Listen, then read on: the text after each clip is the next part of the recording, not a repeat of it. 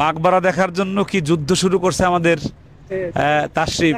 আমি এত উপরে উঠেছি কেন দেখেন, এই যে ওই জায়গাটাতে হচ্ছে আব্দুল্লাহ ইবনে আব্বাস রাদিয়াল্লাহু আনহুর মাকবারা, সেজন্যই কিন্তু দেখার জন্য এত উপরে উঠেছি।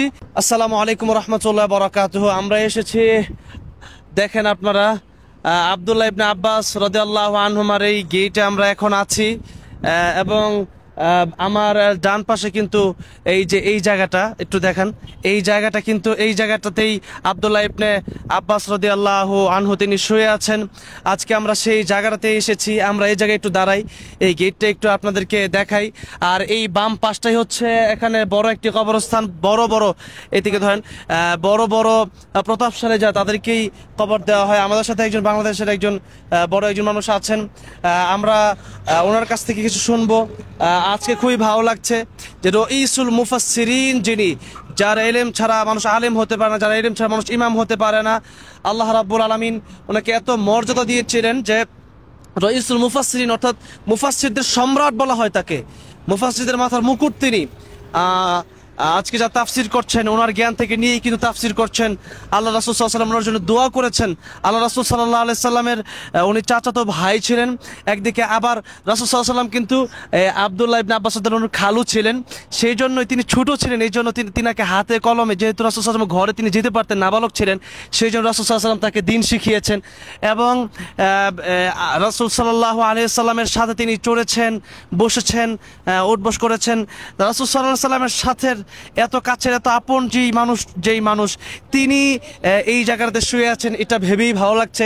মনে হচ্ছে রাসূলুল্লাহ সাল্লাল্লাহু আলাইহি সাল্লামের কাছে যেন চলে আসছি। আজকে আমরা মাকবারার আশেপাশে একটু দেখানোর চেষ্টা করবো ইনশাল্লাহ, কি অবস্থা হয়, কি দেখা যায় আপনাদেরকে দেখানোর চেষ্টা করব। আপনারা আমাদের জন্য দোয়া করবেন, আমরা অল্প অল্প করে আপনাদেরকে দেখানোর চেষ্টা করব। আল্লাহ রাব্বুল আলামিন যেন ওনার ইলম থেকে কিঞ্চিত হলেও যেন আমাদেরকে দান করেন, আমিন। আব্দুল্লাহ ইবনে আব্বাস রাদিয়াল্লাহু আনহু ওনার যে মাকবারা, এখান দিয়ে এই দরজাটা খুলে হয়তো ঢোকা যায় না, এই দরজাটা খুলে হয়তো ঢোকা যায়। দেখেন আমাদের শায়েখ কিভাবে উঠতেছেন, আমি একটু উঠতে চেষ্টা করি, একটু নামেন আপনি।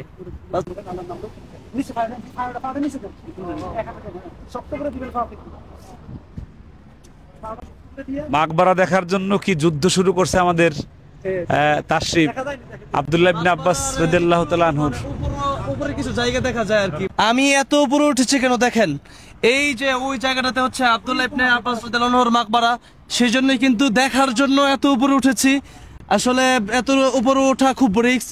আর এখানে এই গেটটা আছে, হয়তো খুললেই আমরা ঢুকতে পারতাম, কিন্তু এটা এখন তালা মারা যেহেতু, সেই জন্য আর ঢোকা সম্ভব না। সেই জন্য মাকবারাটা এখনো দেখতে পাচ্ছি না, বাট আমার কাছে একটু উপরের কিছু জায়গা দেখতে পাচ্ছি, এটাই খুব ভালো লাগছে।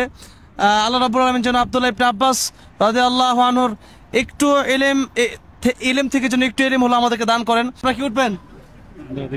আর কি উঠতে চাচ্ছে না, মানে আসলে একটু কঠিনই, তারপরে উঠলাম। এটা আসলে আমরা তরুণ দেখে পারছি, সবাই আসলে সম্ভব না, আলহামদুলিল্লাহ।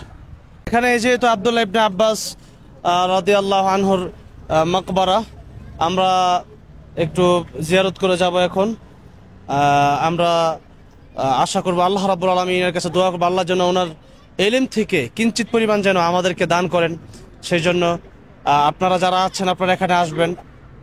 যার ইলম ছাড়া কোনো আলেম হতে পারে না, কোনো মুফাসসির হয়তো তাফসীরকারক হতে পারে না, যার ইলম ছাড়া কোনো ইমাম হতে পারে না। এত বড় একজন মানুষ এই জায়গায় আছেন, যেই সাহাবী, যেই মানুষটি আল্লাহ রাসূল সাল্লাল্লাহু আলাইহি সাল্লামের সাথেই থাকতেন, এক জায়গায় বসতেন, এক জায়গায় একসাথে নামাজ পড়তেন। রাসূলুল্লাহ সাল্লাল্লাহু আলাইহি সাল্লাম আব্দুল্লাহ ইবনে আব্বাস রাদিয়াল্লাহু আনহুকে নিয়ে একসাথে নামাজ পড়তেন। এবং একদিন এমন ঘটনা ঘটেছিল, রাসূলুল্লাহ সাল্লাল্লাহু আলাইহি ওয়াসাল্লাম তিনি নামাজে দাঁড়ালেন, তো আসলে ডান দিকে নামাজে দাঁড়াতে হয়, একজন যদি মুসল্লি হয় তো ইমাম দাঁড়াবে বায়ে আর মুসল্লি দাঁড়াবে ডানে। তো উনি একবার ডান দিকে বাঁ দিকে দাঁড়িয়ে গিয়েছিলেন, তো দাঁড়ানোর পরে রাসূলুল্লাহ সাল্লাল্লাহু আলাইহি ওয়াসাল্লাম কান ধরে ওনাকে অপর পাশে এনেছিলেন। এইভাবে হাতে কলমে কিন্তু আল্লাহ রাসূল সাল্লাল্লাহু আলাইহি ওয়াসাল্লাম আব্দুল্লাহ ইবনে আব্বাস রাদিয়াল্লাহু আনহুকে শিক্ষা দিয়েছিলেন এবং তিনার বয়স ছিল মাত্র 9 বছরে উনি হাদিস বর্ণনা করেছেন। মাত্র 13 বছর থাকাকালীন যতটুকু মনে পড়ছে রাসূলুল্লাহ সাল্লাল্লাহু আলাইহি ওয়াসাল্লাম যখন চলে যান তখন বয়স ছিল মাত্র 13 বছর। আবু বকর সিদ্দিক রাদিয়াল্লাহু আনহু যখন ছিলেন, উমর রাদিয়াল্লাহু আনহু যখন খেলাফত আমলে, তখনও উনি একজন একেবারে তরুণ ছিলেন। উনি মুফাসসিরদের মধ্যে শ্রেষ্ঠ মুফাসসির ছিলেন, যাকে বলা হয় রইসুল মুফাসসিরিন। এমন একজন ব্যক্তি তিনি, যার ইলম থেকে আমরা একটু একটু ইলম নেওয়ার চেষ্টা করি। আল্লাহ রাব্বুল আলামিন যেন ওনার সাথে আমাদেরকে জান্নাত পর্যন্ত যাওয়ার তৌফিক দান করেন, আমিন। আসসালামু আলাইকুম ওয়া রাহমাতুল্লাহ।